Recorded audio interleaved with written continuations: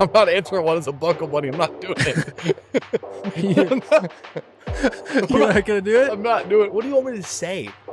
I mean, whatever your heart says. I would say I'd compare it to your wild sorority girls that chase the football players or what's the hockey? She knows the names. Wow.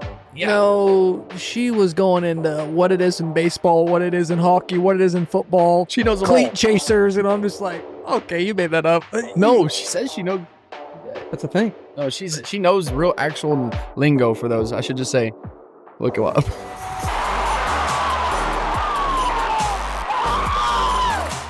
Welcome to the Let's Freaking Rodeo podcast. This is Rodeo 101. My name's Cole Harris. I'm with my co-host, my cousin, Ty Harris.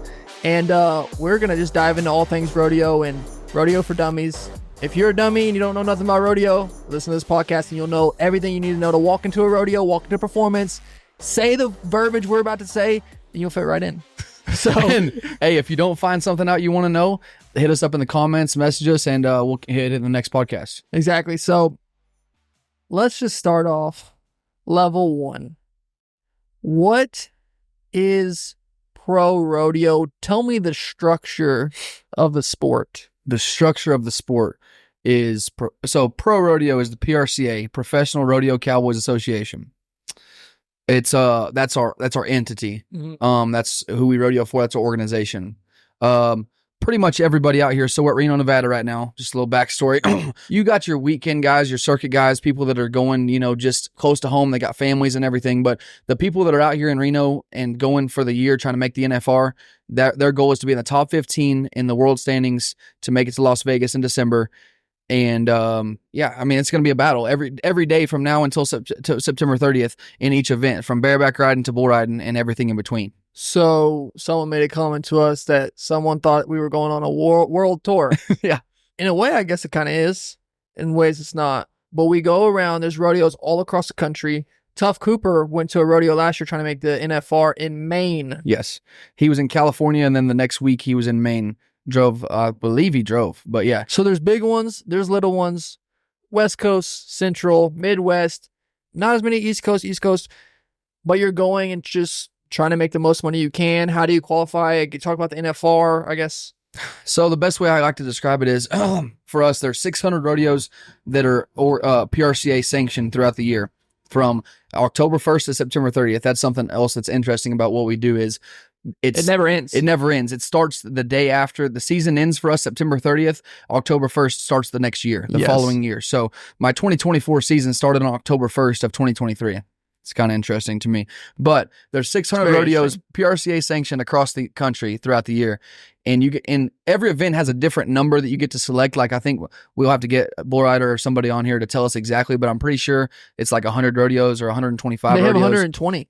They have 120. Yes. Okay. So like every event's different. Like barrel racers get 100 rodeos they get to go to. You get 80. We get 80. So tie down roping, team roping, bulldogging, I believe, like I said, do not quote me on this. We're going to have to figure it out. But 80 rodeos for the tie down ropers for sure.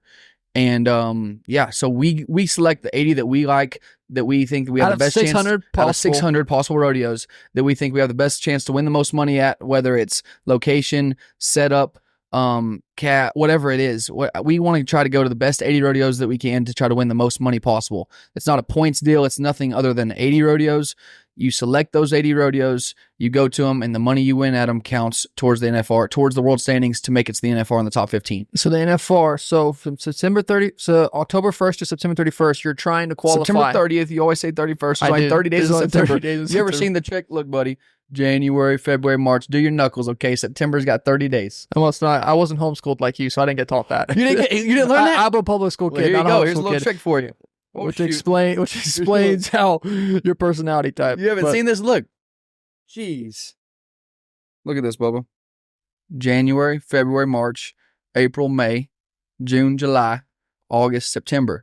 If it's an indentation in your knuckle, if it's an indentation, it's 30 days. If it's if it's a knuckle, it's 31. What about February? True story. You never know. That's a leap year. That's special. So that don't count as a knuckle? January, I guess, whatever. I'm just telling you, though. That's serious. That's truth. Thank you for that wisdom. That was free. May. Go to May, 31. January, February, March, April, May. It's a knuckle, not an indention. There you go. I honestly don't even know what to do with that. That's true. I don't even know what to do with that. Look it up, I swear. I'm like rethinking my whole calendar. Hey, what we do is based off schedule, so I got to know how many days are in each month. But anyways, I can't imagine someone you're calculating winnings, numbers, keeping track of horses. You have 2 rigs. You run Braden Harris's rig, your brother rig. He's going here, you're going there. And how you count the months is what's your knuckles. Well, when I was growing up, that's how I learned. If I ever doubt myself, I can just look at my knuckles. They're right. They're always there, you know. I don't got to go find them. My knuckles are always there. Your phone, maybe not. We know your phone dies. From last podcast, your phone's always dead. Will stay dead. You know, there might be things I misplaced. These are always here. You know what it is when I saw about how to tell how much time's left in the day, the number system like that. You hold, if there's 4 fingers up, there's 4 hours left of daylight. I did do that. Yeah, that's goofy too. So also now yours is cool, mine's not. Yeah. Anyway, September 30th. Now you change the subject. October 1st starts the year. Okay, it goes to September 30th. Okay. What was your question? Okay, so to qualify for the National Finals Rodeo, yes. It's top 15 in the world. Yep. Tell me how you win the world. How do you win the gold buckle? How do you win the championship? So winning a gold buckle is from October 1st to September 30th, all the money you win throughout that year, plus the money you win in Vegas. So it doesn't matter if you come in 15th or 1st to Vegas. That money gets combined with the earnings throughout Vegas, which is a 10-day rodeo. We'll get into that later. But Vegas combined with your earnings throughout the year ends up being your world champion. So literally, you can win Las Vegas and lose the world, and you can lose Las Vegas and win the world. It's just how much total money you win. Yeah, and you're not going to lose Las Vegas and win the world because, like, you'd have to compete very well in Vegas. But the NFR champion, as you call it, is the average champion at the NFR. So in the bareback, the guy that combines for the most points on the 10 horses he gets on is your NFR champion, your average champion. So if you ever hear an announcer say, he's NFR champion from 2021, blah, blah, blah, Jess Pope or whoever won the average, that the average is the NFR champion. That's different than the world champion. He might be both. You can win the average. You could be the NFR champion and the world champion. Which, how to help them understand, is the structure of a rodeo. Okay, so let's explain how you can win money. Right. You can win a go-round or the average. Correct. Like, let's say Reno, we're right here, so it's pretty simple for us. Reno, Nevada is a 3-head rodeo. So everybody runs 2, and the top 12 come back for a finals for a short round on the 29th of June. So if if my 2 runs are combined, it's called average, which sometimes I think is confusing for people because you think numbers when you're in 5th grade and you're learning how to average something, you take the middle of it. Yeah, you would add 9 plus 12, and that's 21, and your average would be 10.5, right? It's funny. You know what I'm saying? That quick math, and you count your Shut knuckles. up. That's exactly what I'm talking about. That's exactly what I'm talking about. But the point being is, it's not 10.5. It's 9. It's 9 plus 11, which is what? 20. See, good job, slick. And I count. So it's 20 flat is my point. So 9.5 plus 10.5 is, you know what I'm saying? 20. There you go. So the average. So it's combined 2 runs is your average at a rodeo. Anytime you ever hear anybody say the average at a rodeo, it's combined runs or points in the rough stock events. In the rough stock events, it's combined points. In the timed events, it's combined times. 12 fastest or the 12 most points in the rough stock gets to go back to the finals on June 29th. Yeah. Add the 3rd run and the finals, that's your average champion. And they pay 8 monies. Like at these big rodeos, the first round pays 8 monies. So like I said, everybody runs 2. So let's say the tie down open. Everybody runs a calf. First round, 8 monies. First pays more. Second, it goes down. You know what I'm saying? 8th pays a lot less than first, obviously. Second round pays 8 monies. 12 guys come back to the finals. And then the average pays 8 monies. And the easy way to think about it too is it's kind of like in terms of the short go. I think that helped me when I was first learning. It's kind of like a bracket, a small version of a bracket. If you make the short go, only the top 12 guys, top 10 guys sometimes make it back to the short go. Everyone else is eliminated. Only the top 12 fastest make it. It's kind of like an elimination game. That's how I used to think about it. Kind of, And there's 3 ways to make money. First round, second round, or average. Every rodeo. And the short round, because they pay short round. And so there's 4 ways to make money at every rodeo. So if you did bad here at Reno, Nevada, your first calf, you probably won't win the average. So what are you going to do? You have one more go round. You're just going to go as fast as you can because it's your only chance to make money. Exactly. Go balls to the wall, try to win something in the second round. So like at a big rodeo like this, the second round might pay $6,500. That's something else. I don't know if you have this on one of your questions, but that's something else I want to talk about. We go to 80 rodeos throughout the year. We might go to a rodeo where I was in Santa Ynez, California, where first place paid $3,000.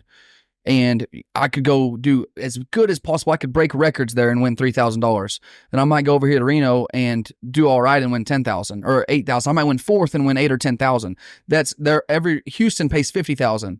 You know, there's different rodeos that pay such a different amount. You have the guys that are consistent though are always end up on top because you have to be even the whole year. You can't just you can't just plan on hitting big at one rodeo. You know what I'm saying? Yeah, because so back to the NFR, how I picture the NFR is it's kind of just a rodeo. Right. But instead of having 4 opportunities to make money, you have 10 in the average. It's just a ginormous Houston rodeo. It's a ginormous Calgary rodeo. Yeah. And it just pays quadruple the money. And so usually if you win at the NFR, you're going to win the gold buckle. But the best way for me, I think, to look at it is it's 10 one-headers, and hopefully you do good enough on 10 to still stay in the average and have a great chance at a good average check. Like, I think a lot of guys look at it like that. I'm going to go as fast as I can 10 nights in a row, and hopefully by the end of the week I'm still in the average for a chance at the $80,000 check or whatever the average pays now. I mean, it goes up every year. But okay, so what goes into the pot? At the NFR? Or here? Just at a rodeo. So we'll just say Reno, for example, that's where we're at. So at a rodeo like Reno, like you could win here if you get first place. You win what, $10,000, $15,000 around? Yeah. I mean, is it what goes into that money? Like how do they get that? And then what goes into the pot? I can figure it on my phone for you, or I can just tell you whatever you think. But like, so the fees for us right here are $450. So the pot at a rodeo, when we go to a rodeo, we're putting up the entry fee money. You pay. We pay to compete. Pay to play. Pay to play. When you're rodeoing, you're paying to play. Like gambling. Yes, it's not anything guaranteed. If I don't do good here, so what? You're good on to the next one. You know, you don't get your money back. No money back. There's nothing. It's pay to play. So I'm paying my expenses. I have the diesel here. I pay to put my horse in a stall here. I pay for the shavings here. I pay to park here, wherever. I pay for everything. I pay you. Mr. Carey. Pay Mr. Carey for helping everything. You know, everything that I'm doing is I'm paying for. I'm putting up as an investment to hopefully bring some back and hopefully bring more back than I put in, you know. And so a lot of times it doesn't work that way. But, you know, you're going to spend, it's a hard game because mentally it's hard for you to put up, let's say $1,000. Let's say from diesel coming here 14 hours to a $450 entry fee, to, you know, stalls, to food and everything. Let's say I got $1,000 invested in Reno Rodeo. I have 2 chances to do good. If I don't make the finals, I only got 2 chances. Let's say I don't do very good on my first one. Let's say I draw a bad calf on my second one. I'm headed to the next one. I'm down 1,000. You know, you do that 5 times, 3, 4, 5 times, you're down 5,000 to stay like mentally confident. And first off, have the finances to back you up and to be financially stable enough to get going and get on the road is hard. You know, secondly, to be confident enough to keep putting up that money and keep investing in yourself to, you know, get to where you want to be. So end of the podcast, because you're talking about money. How do you even get into rodeo? If you want to know that, wait till the end of the podcast, because that's how I want to wrap it up. So what goes into the pot is your entry fee plus a percentage of the ticket sales at the rodeo. Depends on, you know, like some rodeos have more sponsors locally, et cetera, et cetera. I think, hold on, let me look real quick before we go. So Reno, Nevada has $70,000 added that in the tie-down roping. So every event has $70,000 added to us from whether it's the city, whether it's sponsors, whatever it comes from. There's $70,000 in each event added. So like I can break it down for you. Tie down roping. Let's say I think here there's 96 ropers. Okay, so you get 96 times $400 for our entry fee. It's $450, but in a finals rodeo, in a rodeo like Reno that has a short round, you're calling it short round finals, same thing for everybody. Yeah. You take $50 gets allotted for the short round per entry. So every time that somebody enters, $50 gets held out for the finals. That's paid out separately, right? So $400 towards the normal rodeo times 96. Here we go, 400 times 96. Then you want to add your $70,000 that the city puts up for us. Thank you, Reno Rodeo, and every other rodeo across the country for everything you do. We wouldn't be able to do it without the cities and the volunteers and the great organizations that help, put on rodeo and put up the money and help us go compete for such great prizes. So 94%, the PRCA keeps 6% of that. So of our 450 and the 70,000, all that combined from those 450 times 96 ropers plus 70,000 for the added money, PRCA keeps 6%. The 94% goes to the Cowboys, split up from the winners between the first round, the second round, the finals, Every and the short. event. Yes, the short finals and the average. Every event, 6% is what the PRCA gets. 94% goes to the Cowboys, which is a great deal. It seems like it's a great deal. I mean, it's a great deal for us. You've got to do good. There's going to be 15 Cowboys in each event that get good substantial money out of here. A lot of guys that go home with nothing. Like I said, that's super deep. We're gonna go from like super deep to super superficial. You can cut it, whatever. I don't know how else to. It's hard for me to. No. I mean, they're getting what they're paid for with this podcast. So it's funny. I was talking to somebody and I was like talking about the NFR. They're like, yeah, that's the PBR, right? So PBR has no affiliation with the NFR or PRCA. No, PBR is only bull riding professional bull riders, and that has nothing to do with us. We're PRCA. We're a full rodeo organization. So bareback riding, steer wrestling, team roping, saddle bronc, tie down, barrel racing, bull riding, and newly added breakaway is getting into a lot of rodeos. It's the fastest growing sport in rodeo, breakaway is. So that's at, I would think, over half. I don't want to say an exact number because I don't want to be wrong, but over half the rodeos we go to, breakaway roping is now added. In the last 5 years, that's been a huge movement, and it's been, I think, a lot of big financial opportunities for those girls to get to go breakaway and make a living doing what they love to do. So your event is tie down roping. Tie down roping. We're going to tackle 3 different variables here. Okay, what is the barrier? Tell me what the barrier is. Okay, the barrier is the head start that the animal's allowed. So in my event, tie down roping, it's a calf. Team roping, bulldog, it's a steer. Tie down roping is a calf. They have a allotted head start that they get.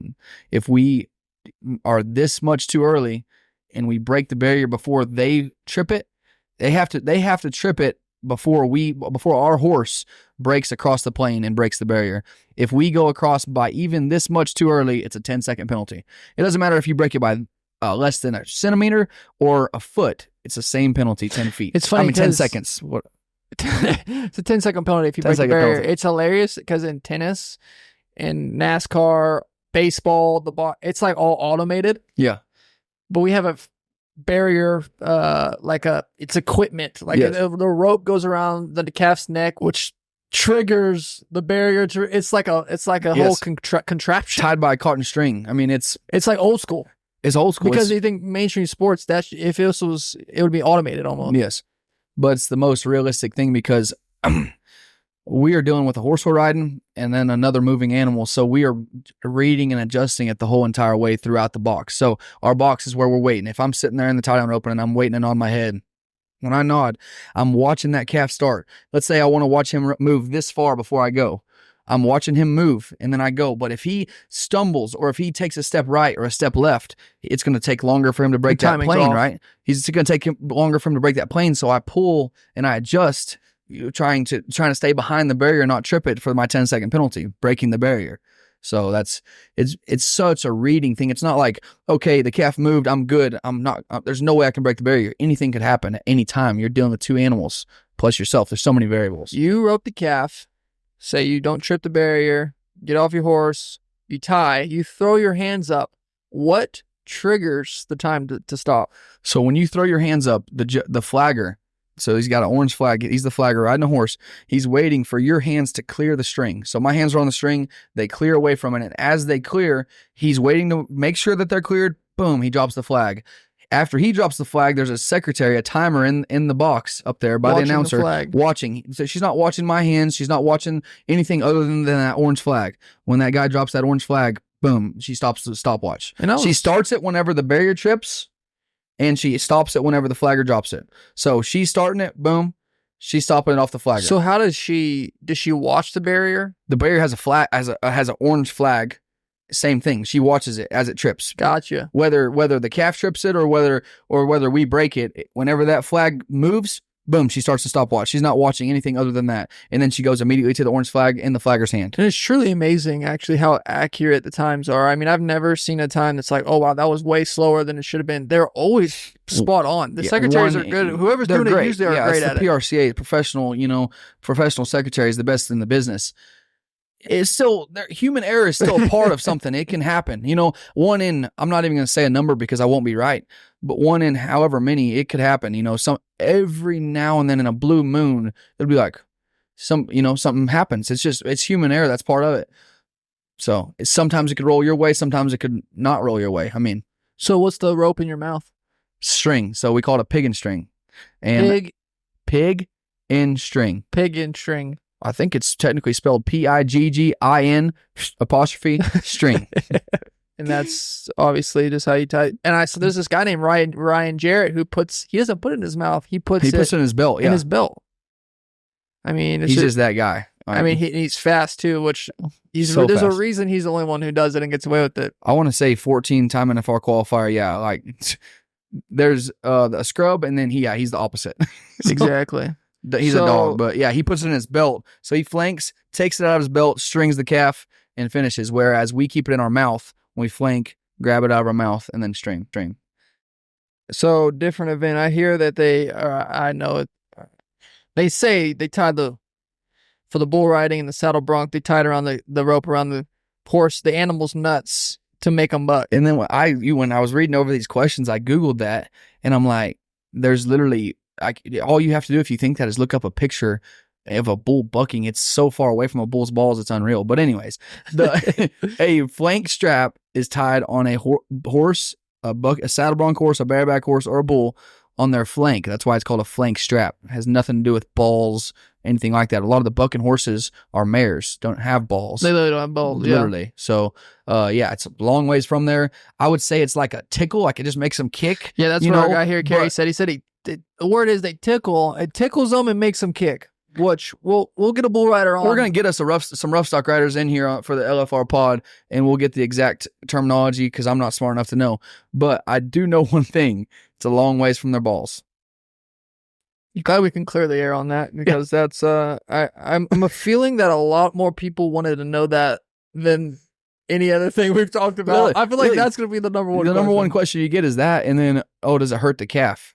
If it hurts the calf, how the heck? What? That was one of the questions I was going to ask. You were going to ask that? I was. Okay. Go ahead. How? You're on trial. Defend the sport. I'm just going to defend it by saying this. There's a guy that brings that calf here, or these animals here. He can't make if something happens, he can't make money. He makes money off of the well-being of those animals. True. Those animals are better taken care of than most kids in the world. I mean, even in the United States, I promise you, there's kids that don't get as good a care as from grandparents to kids to homeless. I mean, these animals are very, very, very well taken care of. They are the pride and joy of these stock contractors, is what we call them. Money talks. There are stock contractors who their livelihood is based on the calf's health, not getting injured, and performance. Okay. Yes, which takes me to this. Stock contractors that bring the animals here make their money off of the well-being off those animals. Us as competitors, if an animal gets injured, first off, we don't want that for anything. But just out of the well-being of the animal. But thirdly, we can't. Even if there was a piece of shit human that wanted to hurt an animal is competing in the rodeo, you can't win if the animal gets injured. You cannot win anything. So we're here to win money. We put all this money and all this time and all this energy into being here, practice and preparation. If something happens to that animal, we can't win anything. Why the heck would we do that? Even if you're the worst person in the world, you would never want that. That's not. So yes, has animal got hurt at a rodeo? Of course. It's one in however many, not very many. If it was, there wouldn't be stock contractors. There wouldn't be competitors because we wouldn't be able to make money if the animal gets injured. I thought it was funny. I think more mainstream people like bull riding because that's more of the animal hurting the human. Yes, exactly. It's like they're waiting for the wreck. They want that cowboy. They want the cowboy to get hurt in a healthy amount. There's two bull riding fans. They say there's bull riding fans that are cheering for the bull to hurt the cowboy, and there's bull riding fans that want to see the cowboy ride for 8 seconds. But that's why bull riding is so mainstream. is because no one's worried about, like, yeah, some of them you get the question about their balls or whatever, but no one's worried about that bull getting hurt because they're worried that it's hooking the bullfighter, and it's, you know, such a big, strong animal. I mean, 2,000 pounds, but Yeah. I don't really field questions from like people that are asking animal rights questions unless they're fully vegan. If you eat meat, if you eat beef, well, me personally, I'm just saying, if you eat beef, if you eat steaks and everything, burgers and all this, if you're fully vegan, if you don't eat anything that comes from an animal, then we can talk. I'm not going to even field questions from somebody that eats beef. The purpose of the beef is to end up on your plate. Literally. And a lot of these animals and calves that are at the rodeos are from orphan cows, or, I mean, these stock contractors take in these calves and feed them and give them a home, and those calves wouldn't even be alive without these stock contractors. Ag America, baby. My daddy would be proud of me. A question: how much does a horse cost? And then, do you want to share how much yours cost? I don't know if you want to do that, but how much does a horse cost? So much. I mean, a lot of times, you know, more than a house. I mean, so I mean, what kind of house? There's a lot of different prices of houses. I live in a nice trailer house, and I have 3 horses here. All 3 horses that are here cost more than that trailer house, and it's nice, especially with inflation. You know, that's not a cheap house. Let's just say that. You asked how much a horse costs, though? Priceless, because there's not. If I had $1 million right now, I wouldn't know what I could do to go find the horse that I need. Yep. Like, they're so hard to find a horse that does everything that we need that you can't. There's money can't buy it. There's no horse out there right now that I could go buy that is going to change my life in my roping. You know what I'm saying? They're just so hard to find, so hard to train, so hard to keep working and keep healthy that it's a priceless. You can't even put a price on it, really. How do you okay, so it's a silly question, but how do you rodeo guys live? I mean, I think you can't really answer that. It's so broad because every rodeo guy lives differently. I'm talking about like traveling on the most road. of them travel pretty fast and pretty hard. I mean, 90 days. So if you're going 90 days and you go to 70 rodeos, you could imagine if we're traveling 50,000 miles across the country throughout that 90 days, you can imagine there's not much downtime. You know, I mean, we're traveling. That's not talking about the flying that we're doing and the taking care of horses and the practicing and everything else that goes in between. I mean, and a lot of times you're at a rodeo for 2 days and then bam, 14 hours to one the next day and then 12 hours to one of the next day. You know, it's hard. Sometimes you don't get entered exactly how you want. So if I go to enter a rodeo, if I'll go to enter a rodeo in Colorado Wednesday, and then I want to go to Utah Thursday and then Nevada Friday.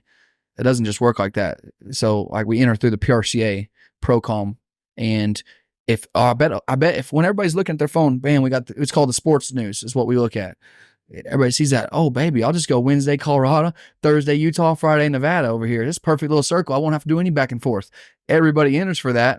There's only going to be a percentage of guys that get it. There's not everybody that wants to go that certain route isn't going to get it. I might be Wednesday, Colorado, Thursday, Nevada, Friday, Utah. You know what I'm saying? So, or vice versa, More guys or whatever. Enter the rodeo than there are spots to compete in. 100% in the exact days. And that's where you get the term popped, which our friend loved that word. Oh, popped. Lordy. What is it? You got popped at all, and there she didn't know what it meant. You fought somebody? What do you mean popped? Yeah, it's funny, but no, yeah, when you get popped, you ask for a day and you don't get it. So like I have my schedule in my head or wrote down or whatever. A lot of times it's not going to work like that. Like me and my friend Shane Hanchy, we always talk about like you can have a game plan, but there's no reason to even write it in your calendar. You better write it in a damn pencil. You better have you an eraser. I mean, because it's most likely not going to work that way. Which is the coolest part about rodeo that I would love to document somehow. But literally, you were calling, especially this past week, making trades. It's crazy, dude. Dude, you got to be friends with everybody, dude. Because someone's going to ask you for a trade and you're going to owe somebody else a favor. It's crazy. I think just, yeah, you just be good as much as you can. I mean, like, I can't call every person in the PRCA once a week or once a month. Hey man, how you doing? How's the family? How's the kids? Whatever. Like I just try to be a good person as much as I can and help people when I have the opportunity. If I can trade for somebody, if I can help them get to the rodeo, if their truck breaks down, if whatever. And you know, what do they say? You know, what goes around comes around. Sometimes I can't get a trade when I want one because some guys can't do it or decide not to or whatever else. But if you are a good person, you take care of, help people as much as you can when you get the opportunity. It's, And it's kind of different than sports trades. Like, I'll screw this person, right? One person wins, one person loses. Trades usually always win-win because it's like schedule. It's like, it has nothing to do with the actual competition. It's just when you're going to compete. But then there's times, where it's the schedule is where there's guys can't help you because they're messed up. They're popped too. Them guys are popped just the same as you. They can't, what are they going to do? They can't trade to conflict themselves more. You both are conflicted the same way. It's just, there's nothing like rodeo, man. That's why we're doing this. So let's look at some terminology. Okay. Popped was the first one. What is a slack? Slack is the extra people that so let me go to San Ynez, California. They have 2 performances, Saturday, Sunday. What's a performance? What's okay. a perf? What's a performance? Okay, so a performance, we call it perf. So it's short. It's the show. It's where the fans come to, right? Performances, everybody comes out, brings out, beers out, everybody's having drinks, fun. Concert, whatever, announcer, clown, that's the show. That's the party. That's where if you live in California, you're an hour away and you're going to the rodeo. You're taking the family, you're taking the girlfriend, you're going to out the carnival. You're going out on the town. Yes, you're going to the carnival. Yeah. You're going to go out on the town and you're going to save up a little bit that week. We're going to go spend some money on Saturday, go to the rodeo in San Ynez. Buy some of that corn dogs, cotton candy, maybe a funnel cake, overpriced, but great eating. But great eating. Maybe a little stomach ache, but it's all good. But it's worth it. It's worth it. It. That's the performance. We call it perf. Most people, this is why I'm so excited about this podcast, is most people just think that's the rodeo. They don't understand that's only part of it. Slack is the excess. So the performance, for easy numbers, let's say they take 10 in each performance. Some people take 8, some 12, some 15, whatever. But 10 is the average. 10 guys in each performance, bareback, steer wrestle, and team rope. And like I said, from the beginning of the rodeo to the end, 10 guys would go Saturday, 10 guys would go Sunday in each event. So that's 20. Your average rodeo gets, let's say your average will get 50 guys. Some get 100, some get 25, whatever. Some rodeos barely get enough guys to fill the performances. So San Ynez, let's say they get 50 calf ropers. 10 guys go Saturday, 10 guys go Sunday. That's only 20. The excess is those last 30 guys go in the slack. Whether their schedules didn't work out to go in a perf, whether they just wanted to go in the slack, whether their horse doesn't work as good in the perfs because it gets nervous because they get skittish because the performance is loud and the announcer and the music makes their horse get nervous. The slack is the rodeo at the arena with no fans in the stands, usually about 8, 9, 10 in the morning. 7, 8, 9, 10 in the morning or at night. Just at a different time. Oh yeah, one of them in Prescott, Arizona was after the perf. Yeah, you never know. At 11:30 But at the slack is just where there's very limited people there. Like there might be at the top, 100 people there. Which is usually friends and family. It's just friends and family, people just supporting, watching, people that just love rodeo maybe might go watch the slack. There's not all the music, the loud, the fireworks, everything else. So that's your slack. The people in the slack are competing against the people in the perf. Yes. That's something that people don't understand a lot of times is the people in the slack are still competing against the people in the performance. Doesn't matter what day you compete, what morning, it's the rodeo. Everyone competes against each other. Everyone competes against each other. So what does the term turnout mean? And it ain't about how many people are in the stands. No. So turnout for us is if I'm, let's say my flight gets canceled. Let's say I'm headed to Greeley, Colorado tomorrow at 1 p.m. I'm at Reno, Nevada tonight. I'm getting on a bird out of here at like 5 in the morning. I'm going to land at Denver at 8. Okay. Bad storm rolls in Denver, ice storm, whatever, windstorm, tornado, whatever it is. That flight gets canceled, delayed. You're sitting in the airport, flight gets delayed, 6, going to land at 9, whatever. Because you lose an hour time difference. It might be a 2.5 hour flight, lose an hour, 3.5 hours, whatever. Flight gets delayed. Thinking about switching to get on another airline. Oh, that's booked up. Man, what do? We drive to Sacramento. What do we do? It's a 14 hours over there, and the rodeo starts at 1. Your options get pretty limited. Am I going to get a $10,000 charter? No, I ain't got those finances. Is there enough cowboys right here to maybe split a charter? No, we ain't got enough time to find one. All this stuff goes into it, whatever. I'm a turning out. I end up can't get there. If you cannot get to a rodeo, you turn out. I paid to compete and I can't go. I paid to compete. I designated it as one of my 80 rodeos. Which is huge. Huge. You only get 80 to try to make the NFR. Sometimes guys will miss it by $50, $100. If you're 16th, you're nothing. That's the crying hole. You get nothing. 15th and up, you're headed to Vegas. You're rich, baby. You're rich. No, baby. I'm joking. It's Conor McGregor's stupid comment. But if you're in the top 15, you have a great chance to go make a lot of money and possibly compete for a world championship. If you're 16th, it's just, better luck next year. Maybe have to go home and put some money together and go get a job and to be ready to go next year. What we got over there? That thing die on you? It died. Unbelievable. Window. I didn't know what they called you rookie. Yeah. Alrighty. There you go. Give me a little more light. This is a professional podcast, guys. Don't even get it twisted. Don't think it's anything else. Rookie. Oh, Rook over here. That's what I'm going to call you. It's my Rook. second podcast. We're learning. What was your question? Okay, what did I ask? No, you want to go back to the Buckle Buddy. He said Buckle Buddy. He wanted to go back to that. What we were talking earlier about some cowboy hat superstitions. Honestly, it just came up in conversation, and I don't even know what they are. But what are some cowboy hats? I know one. Like, I'll have to even ask. People believe this. No, they live by it. You don't put it's like you've heard people say, like, knock on wood. Same thing. Like, they don't put their cowboy hat on the bed. I know that for sure. Upside down, top, no, nothing. You don't touch the bed. There's other ones on the cowboy hat. I'm not sure, but I know cowboys a lot of times don't carry $50 bills.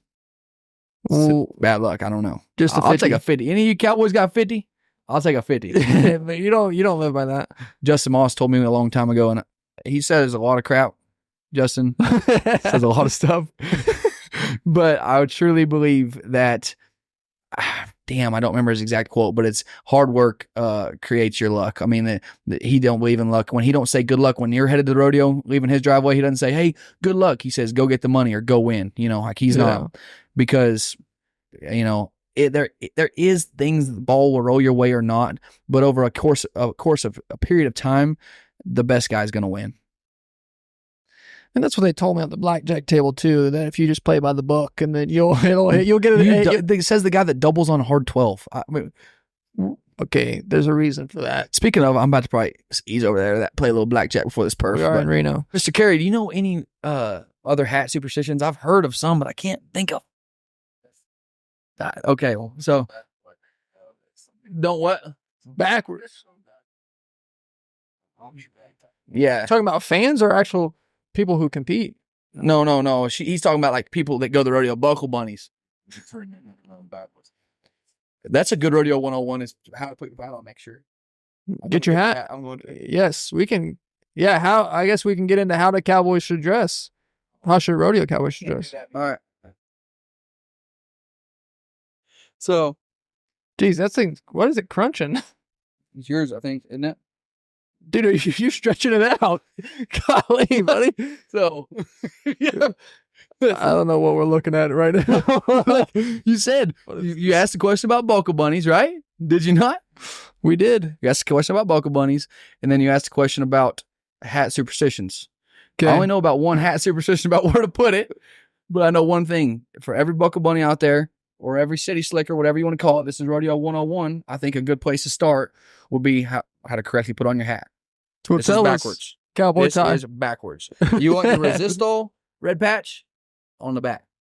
That's how you put your cowboy hat So on. if they don't have a resistol patch. And you don't put it on, you don't squeeze these, touch these. You put it right here, front to back. Yes, sir. Just like that. And is it supposed to be, supposed to push it down? It's not supposed to be popped it ain't up. Supposed to be sitting like this either. It's supposed to be sharp. It's Brokeback Mountain type stuff. What you want it right here, right there. What about the shape? Is Shape's all personal preference. I mean, I'm not known to have the perfectly best shaped hats. I kind of I pride myself in that because it means I work hard, So it means your hat's been through it. I'm living that thing. Resistol, we live it every day. You know what I would love to see, actually? A great YouTube video idea would be a tie-down roper going out and doing ranching with ranchers. Yeah. So I think you need to do a few days of it, because if a guy like me who hasn't done very much of it, I would probably be pretty bad the first day, but I know that we'd pick up fast on it. Like, I'm talking cutting the calves. Yeah. I mean, I've done some cutting and some sorting and stuff like that, but I'm just saying, like, different branding and stuff. Yeah, the first couple days, I'm sure it'd be rough. So what you put us out there for a summer? Yeah, we got it. So what is some other? This is vague, but like some cowboy etiquettes that I mean, Rodeo 101, people need to know going to a rodeo. Is there certain etiquette, certain things you do, don't do? It's happened to me before. Her bad PTSD from it. Bad. If you see a trailer unhooked without a truck hooked up to it, big truck, little truck, dually, I don't care. If there's not a truck hooked up to it, do not, I don't care if you have to park 5 miles and walk to the rodeo, do not park your car underneath where the truck would go. Yes. Because when we up there roping, we come back, try to hook up and leave because we got 12 hours to go to the next one. We don't want to wait on your butt to get done drinking. After the rodeo. And then you might get an Uber home because you've been drinking, which is a responsible thing to do. Do not park underneath the trailer. Yes. Truck's got to hook up onto it, and we probably got to go to the next one. That's my first thing. Happened to us in Caldwell last year. I remember that. Yeah, yes. That was bad. So another one. If you just so happen to be a fan that doesn't know, and you're back there with all the contestants, all the horses, everything, you're a little excited and everything, don't walk behind the horse. Yep. 90% of the time, you're not going to get kicked, but we don't want that 10% to be you. Yeah, I mean, I heard horror stories about people walking behind horses getting kicked, and I mean, their teeth knocked out. By horses, which that'd be pretty high. Had to be a pretty small person, but yeah, knees, hips, whatever, belly. I mean, and then even now. Yeah. Every time I walk, it's funny. I just protect my nuts. The idea of me getting kicked in the nuts, I swear, I don't know what it is. If I get kicked, kick me in the hip or the side. But I always walk around and I cover my nuts every time. Every time. It's so weird. But that's pretty comical. I've been kicked one time and didn't feel very good. You don't want it. So what was that story? Were you little? No, 20, 21 years old, dealing with some wilder young horses, and there were a pin of them, and I came to the side, and this one double barreled me right below the rib cage.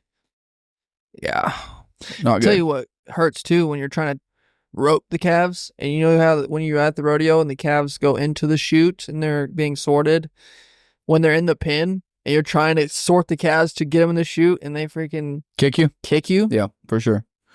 It ain't nothing like a horse though. It hurt to sit down on the toilet for a month. Butt cheek. No. Oh, when the you side sit down and you crunch. You don't realize how much you crunch when you sit on a toilet.